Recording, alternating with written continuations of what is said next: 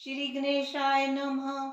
ओम संरामी देव देवेश वक्रतुंडम महाबलम षडक्षरम कृपा सिंधु नमामि ऋन्मुक्तये। महागणपतिं देवं महासत्वं महाबलं महाविघ्नहरं सौम्यं नमामि ऋन्मुक्तये। एकाक्षरम् एकदन्तम् एक ब्रह्म सनातनम् एकमेवाद्वितीयं च नमामि ऋन्मुक्तये। शुक्लाम्बरं शुक्लवर्णं शुक्लगन्धानुलेपनं सर्वशुक्लमयं देवं नमामि ऋन्मुक्तये। रक्ताम्बरं रक्तवर्णं रक्तगन्धानुलेपनं रक्तपुष्पे पूज्यमानं नमामि ऋन्मुक्तये। कृष्णाम्बरं कृष्णवर्णं कृष्णगन्धानुलेपनं कृष्णपुष्पे पूज्यमानं नमामि ऋन्मुक्तये।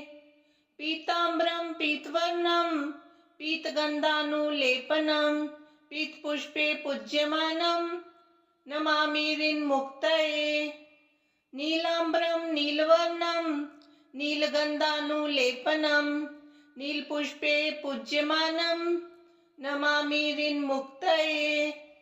धूम्राम्बरं धूम्रवर्णं धूम्रगन्धानुलेपनं धूम्रपुष्पे पूज्यमानं नमामि ऋन्मुक्तये। सर्वाम्बरं सर्ववर्णं सर्वगन्धानुलेपनं सर्वपुष्पे पूज्यमानं नमामि ऋन्मुक्तये। भद्रजातं च रूपं च पाशाङ्कुशधरं शुभं सर्वविघ्नहरं देवं नमामि ऋन्मुक्तये। ये पठेत ऋन्हरं स्तोत्रं प्रातःकाले सुधीनरः षण्मासाभ्यन्तरे चैव ऋन्छेदो भविष्यति। ओम संरामी देव देवेश वक्रतुंडं महाबलं षडक्षरं कृपा सिंधु नमामि ऋन्मुक्तये। महागणपतिं देवं महासत्वं महाबलं महाविघ्नहरं सौम्यं नमामि ऋन्मुक्तये। एकाक्षरम् एकदन्तम् एक ब्रह्म सनातनम् एकमेवाद्वितीयं च नमामि ऋन्मुक्तये। शुक्लाम्बरं शुक्लवर्णं शुक्लगन्धानुलेपनं सर्वशुक्लमयं देवं नमामि ऋन्मुक्तये। रक्ताम्बरं रक्तवर्णं रक्तगन्धानुलेपनं रक्तपुष्पे पूज्यमानं नमामि ऋन्मुक्तये। कृष्णाम्बरं कृष्णवर्णं कृष्णगन्धानुलेपनं कृष्णपुष्पे पूज्यमानं नमामि ऋन्मुक्तये। पीताम्बरं पीतवर्णं पीतगन्धानुलेपनं पीतपुष्पे पूज्यमानं नमामि ऋन्मुक्तये। नीलाम्बरं नीलवर्णं नीलगन्धानुलेपनं नीलपुष्पे पूज्यमानं नमामि ऋन्मुक्तये। धूम्राम्बरं धूम्रवर्णं धूम्रगन्धानुलेपनं धूम्रपुष्पे पूज्यमानं नमामि ऋन्मुक्तये।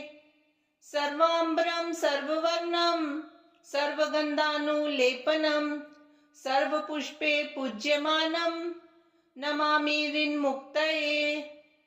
भद्रजातं च रूपं च पाशाङ्कुशधरं शुभं सर्वविघ्नहरं देवं नमामि ऋन्मुक्तये। ये पठेत ऋन्हरं स्तोत्रं प्रातःकाले सुधीनरः षण्मासाभ्यन्तरे चैव ऋन्छेदो भविष्यति। ओम संरामी देव देवेश वक्रतुंडं महाबलं षडक्षरं कृपा सिंधु नमामि ऋन्मुक्तये। महागणपतिं देवं महासत्वं महाबलं महाविघ्नहरं सौम्यं नमामि ऋन्मुक्तये।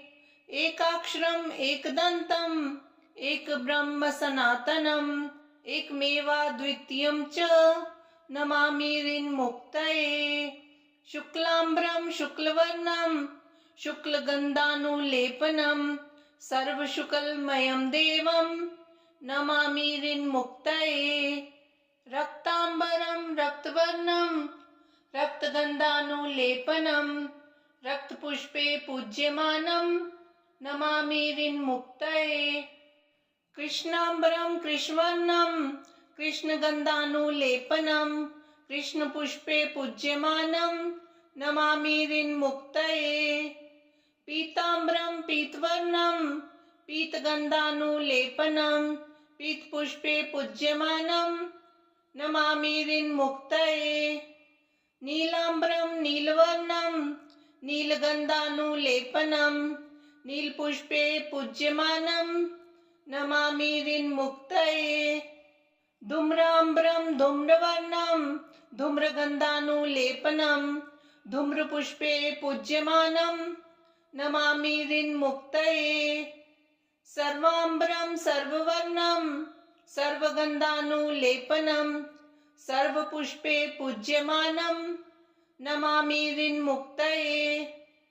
भद्रजातं च रूपं च पाशाङ्कुशधरं शुभं सर्वविघ्नहरं देवं नमामि ऋन्मुक्तये। ये पठेत् ऋन्हरं स्तोत्रं प्रातःकाले सुधीनरः षण्मासाभ्यन्तरे चैव ऋन्छेदो भविष्यति। ॐ संरामि देवदेवेश वक्रतुण्डं महाबलं षडक्षरं कृपासिन्धु नमामि ऋन्मुक्तये। महागणपतिं देवं महासत्वं महाबलं महाविघ्नहरं सौम्यं नमामि ऋन्मुक्तये। एकाक्षरम् एकदन्तम् एकब्रह्म सनातनम् एकमेवाद्वितीयं च नमामि ऋन्मुक्तये। शुक्लाम्बरं शुक्लवर्णं शुक्लगन्धानुलेपनं सर्वशुक्लमयं देवं नमामि ऋन्मुक्तये। रक्ताम्बरं रक्तवर्णं रक्तगन्धानुलेपनं रक्तपुष्पे पूज्यमानं नमामि ऋन्मुक्तये। कृष्णाम्बरं कृष्णवर्णं कृष्णगन्धानुलेपनं कृष्णपुष्पे पूज्यमानं नमामि ऋन्मुक्तये। पीताम्बरं पीतवर्णं पीतगन्धानुलेपनं पीतपुष्पे पूज्यमानं नमामि ऋन्मुक्तये। नीलाम्बरं नीलवर्णं नीलगन्धानुलेपनं नीलपुष्पे पूज्यमानं नमामि ऋन्मुक्तये। धूम्राम्बरं धूम्रवर्णं धूम्रगन्धानुलेपनं धूम्रपुष्पे पूज्यमानं नमामि ऋन्मुक्तये। सर्वाम्बरं सर्ववर्णं सर्वगन्धानुलेपनं सर्वपुष्पे पूज्यमानं नमामि ऋन्मुक्तये। भद्रजातं च रूपं च पाशाङ्कुशधरं शुभं सर्वविघ्नहरं देवं नमामि ऋन्मुक्तये। ये पठेत् ऋन्हरं स्तोत्रं प्रातःकाले सुधीनरः षण्मासाभ्यन्तरे चैव ऋन्छेदो भविष्यति। ॐ संरामि देवदेवेश वक्रतुण्डं महाबलं षडक्षरं कृपासिन्धु नमामि ऋन्मुक्तये। महागणपतिं देवं महासत्वं महाबलं महाविघ्नहरं सौम्यं नमामि ऋन्मुक्तये। एकाक्षरम् एकदन्तम् एकब्रह्म सनातनम् एकमेवाद्वितीयं च नमामि ऋन्मुक्तये। शुक्लाम्बरं शुक्लवर्णं शुक्लगन्धानुलेपनं सर्वशुक्लमयं देवं नमामि ऋन्मुक्तये। रक्ताम्बरं रक्तवर्णं रक्तगन्धानुलेपनं रक्तपुष्पे पूज्यमानं नमामि ऋन्मुक्तये। कृष्णाम्बरं कृष्णवर्णं कृष्णगन्धानुलेपनं कृष्णपुष्पे पूज्यमानं नमामि ऋन्मुक्तये। पीताम्बरं पीतवर्णं पीतगन्धानुलेपनं पीतपुष्पे पूज्यमानं नमामिरिन्मुक्तये नीलाम्बरं नीलवर्णं नीलगन्धानुलेपनं नीलपुष्पे पूज्यमानं नमामिरिन्मुक्तये धूम्राम्बरं धूम्रवर्णं धूम्रगन्धानुलेपनं धूम्रपुष्पे पूज्यमानं नमामिरिन्मुक्तये सर्वाम्बरं सर्ववर्णं सर्वगन्धानुलेपनं सर्वपुष्पे पूज्यमानं नमामिरिन्मुक्तये भद्रजातं च रूपं च पाशाङ्कुशधरं शुभं सर्वविघ्नहरं देवं नमामिरिन्मुक्तये ये पठेत ऋन्हरं स्तोत्रं प्रातःकाले सुधीनरः षण्मासाभ्यन्तरे चैव ऋन्छेदो भविष्यति।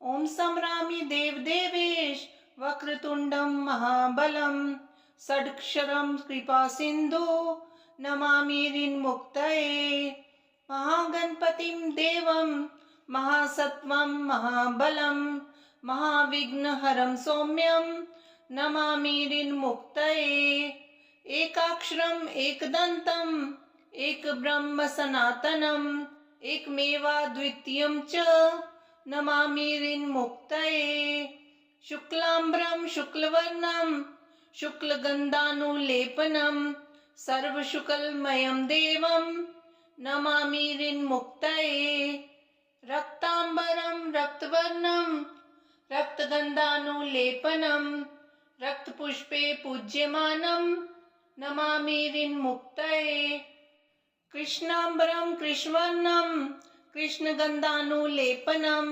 कृष्णपुष्पे पूज्यमानं नमामिरिन्मुक्तये पीताम्बरं पीतवर्णं पीतगन्धानुलेपनं पीतपुष्पे पूज्यमानं नमामिरिन्मुक्तये नीलाम्बरं नीलवर्णं नीलगन्धानुलेपनं नीलपुष्पे पूज्यमानं नमामिरिन्मुक्तये धूम्राम्बरं धूम्रवर्णं धूम्रगन्धानुलेपनं धूम्रपुष्पे पूज्यमानं नमामिरिन्मुक्तये सर्वाम्बरं सर्ववर्णं सर्वगन्धानुलेपनं सर्वपुष्पे पूज्यमानं नमामिरिन्मुक्तये भद्रजातं च रूपं च पाशाङ्कुशधरं शुभं सर्वविघ्नहरं देवं नमामिरिन्मुक्तये ये पठेत ऋन्हरं स्तोत्रं प्रातःकाले सुधीनरः षण्मासाभ्यन्तरे चैव ऋन्छेदो भविष्यति। ॐ संरामि देवदेवेश वक्रतुण्डं महाबलं षडक्षरं कृपासिन्धु नमामिरिन्मुक्तये महागणपतिं देवं महासत्त्वं महाबलं महाविघ्नहरं सौम्यं नमामिरिन्मुक्तये एकाक्षरम् एकदन्तम् एकब्रह्म सनातनम् एकमेवाद्वितीयं च नमामिरिन्मुक्तये शुक्लाम्बरं शुक्लवर्णं शुक्लगन्धानुलेपनं सर्वशुक्लमयं देवं नमामिरिन्मुक्तये रक्ताम्बरं रक्तवर्णं रक्तगन्धानुलेपनं रक्तपुष्पे पूज्यमानं नमामिरिन्मुक्तये कृष्णाम्बरं कृष्णवर्णं कृष्णगन्धानुलेपनं कृष्णपुष्पे पूज्यमानं नमामिरिन्मुक्तये पीताम्बरं पीतवर्णं पीतगन्धानुलेपनं पीतपुष्पे पूज्यमानं नमामिरिन्मुक्तये नीलाम्बरं नीलवर्णं नीलगन्धानुलेपनं नीलपुष्पे पूज्यमानं नमामिरिन्मुक्तये धूम्राम्बरं धूम्रवर्णं धूम्रगन्धानुलेपनं धूम्रपुष्पे पूज्यमानं नमामिरिन्मुक्तये सर्वाम्बरं सर्ववर्णं सर्वगन्धानुलेपनं सर्वपुष्पे पूज्यमानं नमामि ऋन्मुक्तये। भद्रजातं च रूपं च पाशाङ्कुशधरं शुभं सर्वविघ्नहरं देवं नमामि ऋन्मुक्तये। ये पठेत ऋन्हरं स्तोत्रं प्रातःकाले सुधीनरः षण्मासाभ्यन्तरे चैव ऋन्छेदो भविष्यति। ओम संभ्रामि देवदेवेश वक्रतुण्डं महाबलं षडक्षरं कृपासिन्धु नमामि ऋन्मुक्तये। महागणपतिं देवं महासत्वं महाबलं महाविघ्नहरं सौम्यं नमामि ऋन्मुक्तये। एकाक्षरम् एकदन्तम् एकब्रह्म सनातनम् एकमेवाद्वितीयं च नमामि ऋन्मुक्तये। शुक्लाम्बरं शुक्लवर्णं शुक्लगन्धानुलेपनं सर्वशुक्लमयं देवं नमामि ऋन्मुक्तये। रक्ताम्बरं रक्तवर्णं रक्तगन्धानुलेपनं रक्तपुष्पे पूज्यमानं नमामि ऋन्मुक्तये। कृष्णाम्बरं कृष्णवर्णं कृष्णगन्धानुलेपनं कृष्णपुष्पे पूज्यमानं नमामि ऋन्मुक्तये। पीताम्बरं पीतवर्णं पीतगन्धानुलेपनं पीतपुष्पे पूज्यमानं नमामि ऋन्मुक्तये। नीलाम्बरं नीलवर्णं नीलगन्धानुलेपनं नीलपुष्पे पूज्यमानं नमामि ऋन्मुक्तये।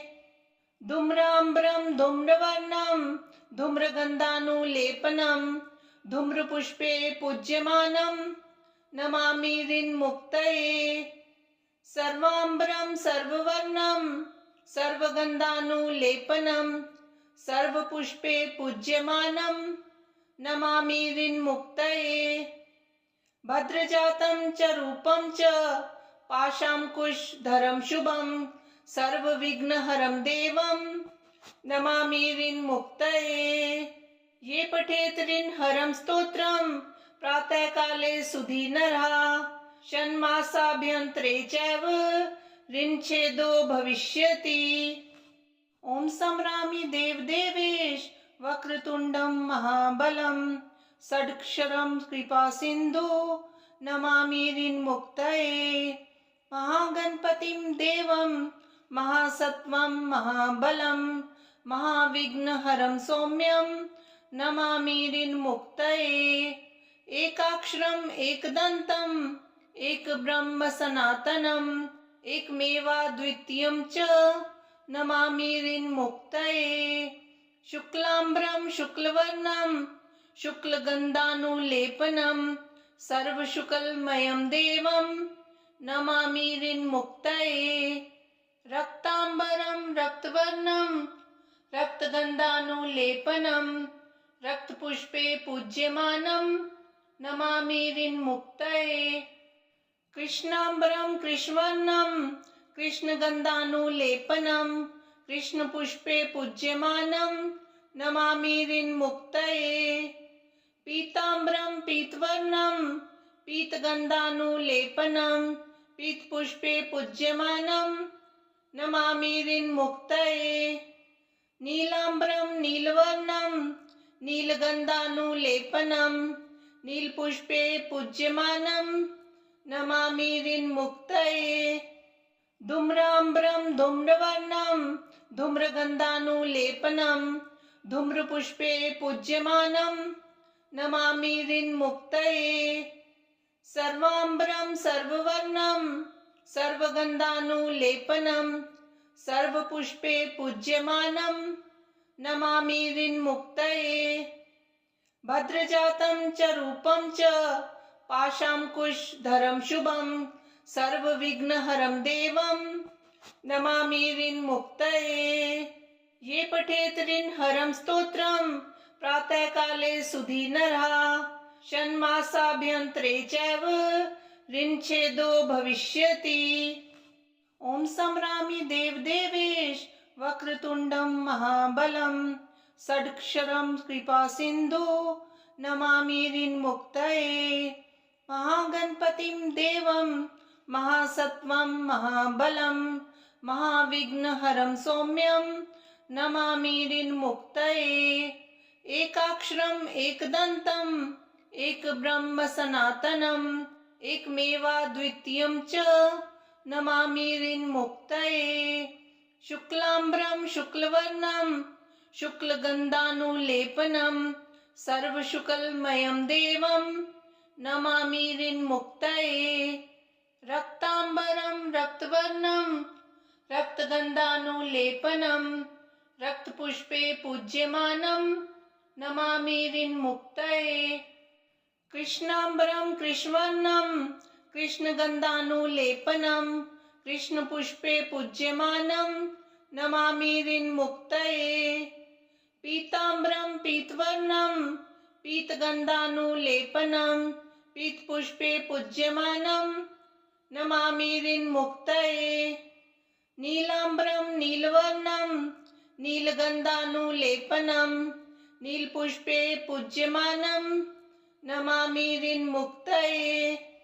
धूम्राम्बरं धूम्रवर्णं धूम्रगन्धानुलेपनं धूम्रपुष्पे पूज्यमानं नमामि ऋन्मुक्तये। सर्वाम्बरं सर्ववर्णं सर्वगन्धानुलेपनं सर्वपुष्पे पूज्यमानं नमामि ऋन्मुक्तये। भद्रजातं च रूपं च पाशाङ्कुशधरं शुभं सर्वविघ्नहरं देवं नमामि ऋन्मुक्तये। ये पठेत् ऋन्हरं स्तोत्रं प्रातःकाले सुधीनरः षण्मासाभ्यन्तरे चैव ऋन्छेदो भविष्यति। ॐ संरामि देवदेवेश वक्रतुण्डं महाबलं षडक्षरं कृपासिन्धु नमामि ऋन्मुक्तये। महागणपतिं देवं महासत्वं महाबलं महाविघ्नहरं सौम्यं नमामि ऋन्मुक्तये। एकाक्षरम् एकदन्तम् एकब्रह्म सनातनम् एकमेवाद्वितीयं च नमामि ऋन्मुक्तये। शुक्लाम्बरं शुक्लवर्णं शुक्लगन्धानुलेपनं सर्वशुक्लमयं देवं नमामि ऋन्मुक्तये। रक्ताम्बरं रक्तवर्णं रक्तगन्धानुलेपनं रक्तपुष्पे पूज्यमानं नमामि ऋन्मुक्तये। कृष्णाम्बरं कृष्णवर्णं कृष्णगन्धानुलेपनं कृष्णपुष्पे पूज्यमानं नमामि ऋन्मुक्तये। पीताम्बरं पीतवर्णं पीतगन्धानुलेपनं पीतपुष्पे पूज्यमानं नमामि ऋन्मुक्तये। नीलाम्बरं नीलवर्णं नीलगन्धानुलेपनं नीलपुष्पे पूज्यमानं नमामि ऋन्मुक्तये। धूम्राम्बरं धूम्रवर्णं धूम्रगन्धानुलेपनं धूम्रपुष्पे पूज्यमानं नमामि ऋन्मुक्तये। सर्वाम्बरं सर्ववर्णं सर्वगन्धानुलेपनं सर्वपुष्पे पूज्यमानं नमामि ऋन्मुक्तये। भद्रजातं च रूपं च पाशाङ्कुशधरं शुभं सर्वविघ्नहरं देवं नमामि ऋन्मुक्तये। ये पठेत् ऋन्हरं स्तोत्रं प्रातःकाले सुधीनरः षण्मासाभ्यन्तरे चैव ऋन्छेदो भविष्यति।